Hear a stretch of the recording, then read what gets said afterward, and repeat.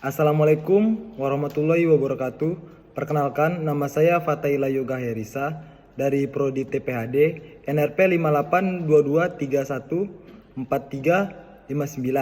Di sini saya akan menjelaskan lemak. Oke, di sini saya akan menjelaskan deskripsi lemak. Lemak adalah salah satu jenis nutrisi yang paling penting dalam makanan. Secara kimia, lemak merupakan senyawa organik yang terdiri dari asam lemak dan gliserol. Lemak biasanya berbentuk padat pada suhu kamar, seperti pada mentega atau lemak hewan. Tetapi bisa juga berbentuk cair, seperti minyak nabati. Oke, di sini saya akan menyebutkan ciri-ciri lemak. Ciri-ciri lemak yaitu dari bentuk dan struktur. Lemak tubuh biasanya memiliki bulat atau oval, tergantung pada era tubuh tempat lemak tersebut berkumpul. Lemak memiliki struktur yang lembut dan kenyal. Penyimpanan dan bawah kulit. Sebagian besar lemak untuk manusia disimpan di bawah kulit dalam lapisan jaringan subkutan. Anda dapat merasa keberadaan dengan meraba atau mencubit kulit di area tertentu, seperti perut, paha, lengan, atau pinggul. Oke, selanjutnya ciri-ciri lemak ada persebaran yang berbeda. Lemak tubuh dapat distribusi secara berbeda pada setiap individu.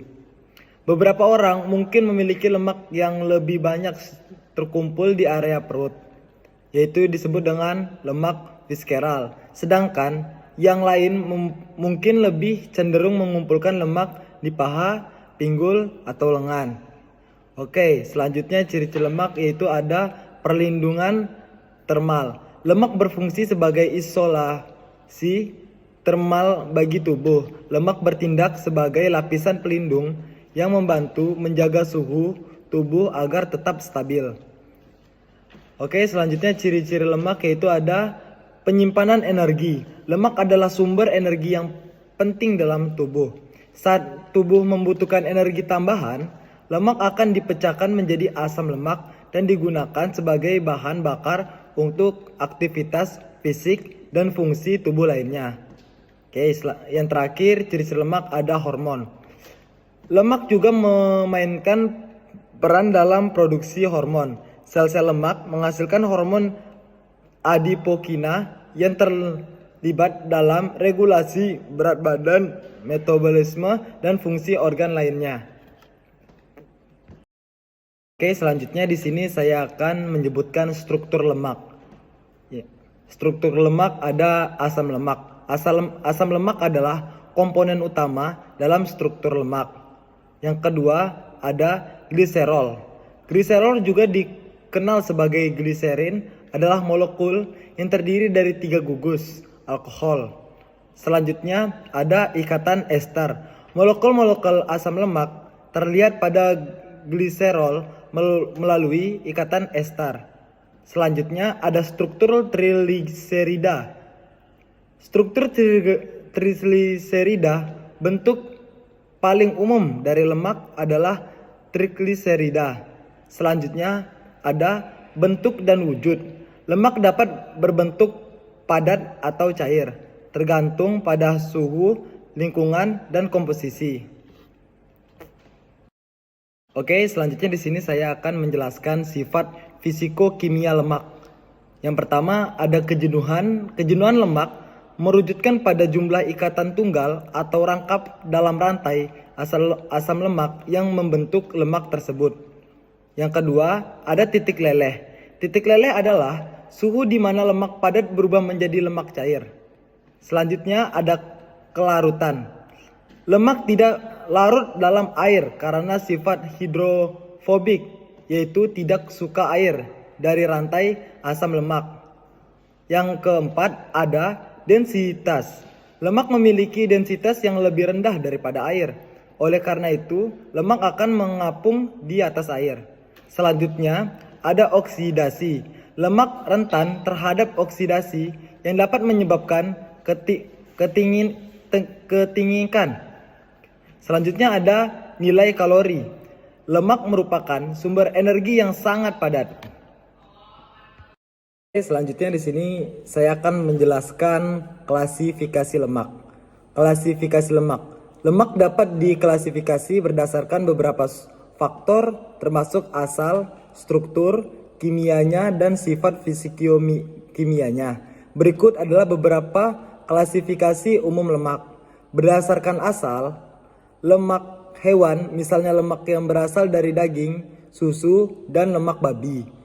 Kalau dari lemak nabati, contohnya seperti minyak kelapa, minyak zaitun, minyak kedelai, dan minyak biji bunga matahari. Selanjutnya berdasarkan struktur kimianya.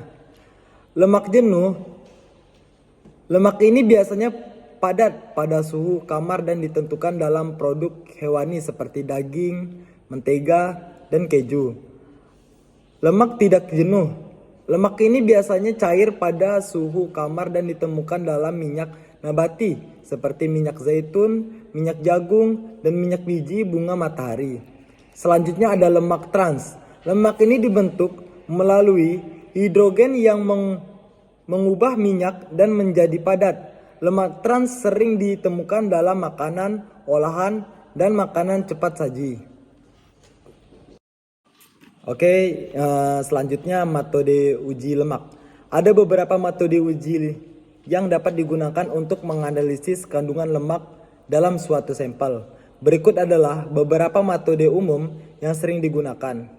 Yang pertama, metode ekstraksi Shorthead. Metode ini melibatkan ekstraksi lemak dari sampel menggunakan pelarut organik seperti ether atau heksana. Yang kedua, metode penghancur basah yang disebut wet gestion. Metode ini melibatkan penghancuran sampel menggunakan bahan kimia seperti asam sulfat atau asam klorida. Yang ketiga, ada metode spektrofotometri. Metode ini menggunakan prinsip spektrofotometri untuk mengukur absorpsi cahaya oleh lemak dalam sampel. Yang keempat, ada metode kromatografi gas, yaitu gas kromatografi GC. Metode ini melibatkan pemisah dan analisis komponen lemak menggunakan kromatografi gas. Oke, sekian dari saya. Jika saya ada salah kata, mohon dimaafkan. Sekian dari saya. Wabillahi taufiq walhidayah. Wassalamualaikum warahmatullahi wabarakatuh.